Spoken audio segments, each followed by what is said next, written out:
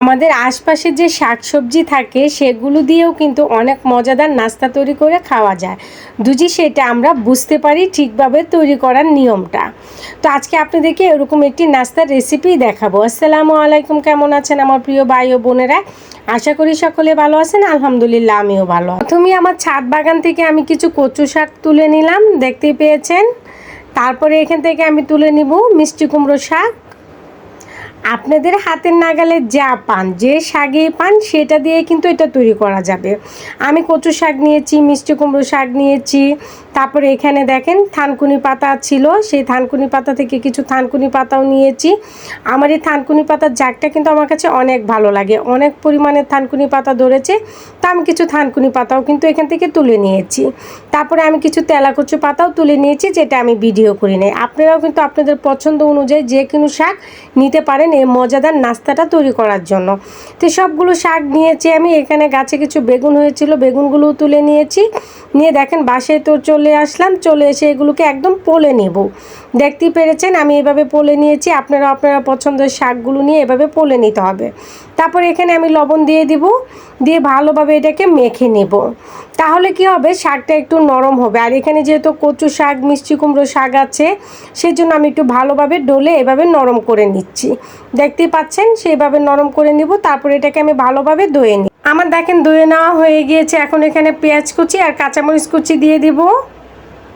তারপর এখানে আমি মুসুরির ডালটা 1 ঘন্টা ভিজিয়ে রেখেছিলাম, মুসুরির ডাল দিয়ে দিব। আপনারা কিন্তু আপনাদের পছন্দ অনুযায়ী যে কোনো ডাল এখানে ব্যবহার করতে পারেন, বুটের ডালটা বাদ দিয়ে। তারপরে দেখেন এখানে দিয়ে দিব আমি আমার মাংস রান্না করেছিলাম, 2 পিস মাংস আর 2-3 টুকরা আলু। এটা কিন্তু অপশনাল, আপনারা ইচ্ছে হলো দিতেও পারেন, নাও দিতে পারেন। আমি রান্না করেছিলাম তাই দিয়েছি। তারপরে এইগুলোকে আমি ভালোভাবে ভেঙে নিচ্ছি, মুরগির মাংসটা আর আলুগুলোকে। তারপরে এখানে আমি দিয়ে দিব আমচুর পাউডার। এই আমচুর পাউডারটা কিন্তু আমি নিজ হাতে তৈরি করেছি, আপনারা চাইলে ভিডিওটা দেখে আসতে পারেন।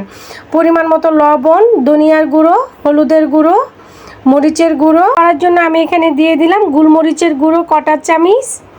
তারপরে এখানে দিয়ে দিব আমি 5 ফোড়নের গুঁড়ো 1/2 চামচ। তারপরে এখানে আমি দিয়ে দিব বেসন, দিয়ে আমি মেখে নিব। অবশ্যই কিন্তু 5 ফোড়নের গুঁড়োটা আর আমচুর পাউডারটা দেওয়ার চেষ্টা করবে। যেহেতু আমি এখানে কচু শাকটা ব্যবহার করেছি, গলায় ধরতে পারে, সেজন্য আমি এখানে আমচুর পাউডারটা দিয়েছি। আমচুর পাউডার না থাকলে লেবুর রস দিয়ে নেবেন।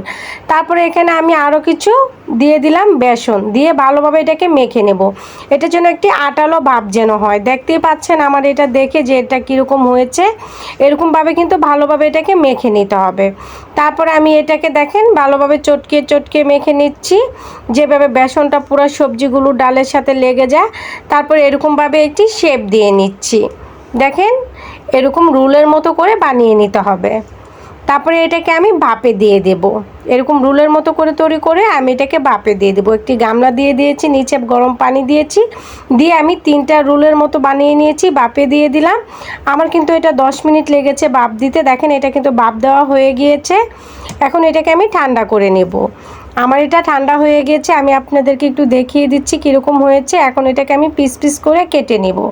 এইভাবে কিন্তু আপনারা পিস পিস করে এটাকে কেটে নিতে হবে। দেখতেই পাচ্ছেন মাশাআল্লাহ কতটা সুন্দর লাগছে। কাটার পরে মনে হচ্ছে এটাকে এমনিতেই খাওয়া যাবে, ঠিক বলেছি না? কিন্তু এটাকে আমি এখন ভেজে নেব। কড়াইতে তেল বসিয়ে দিয়েছি, এখন এইগুলোকে আমি মিডিয়াম জালে ভেজে নেব। এটাকে কিন্তু একদম হাই জালে ভাজা যাবে না, তাহলে দেখা যাবে কালার চলে আসবে, কিন্তু ভিতরে যে শাক সবজিগুলো দিয়েছি সেগুলো সুন্দরভাবে ভাজা হবে না।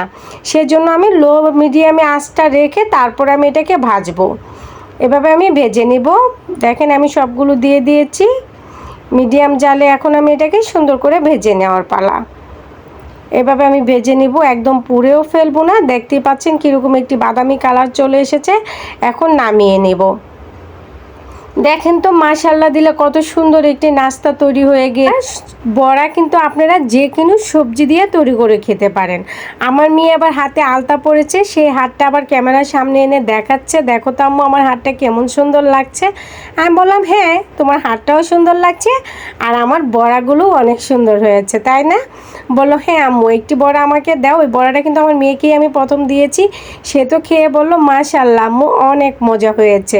তা আপনারাও কিন্তু বিকাল বিকালবেলা চার সাথে বা গরম ভাতের সাথে এই বড়াটা বানিয়ে খেতে পারে। এই পর্যন্তই ছিল আমার আজকের এই রেসিপিটা। যদি আপনাদের ভালো লেগে থাকে অবশ্যই একটি লাইক করবেন, কমেন্ট করবেন, শেয়ার করবেন। আল্লাহ হাফেজ।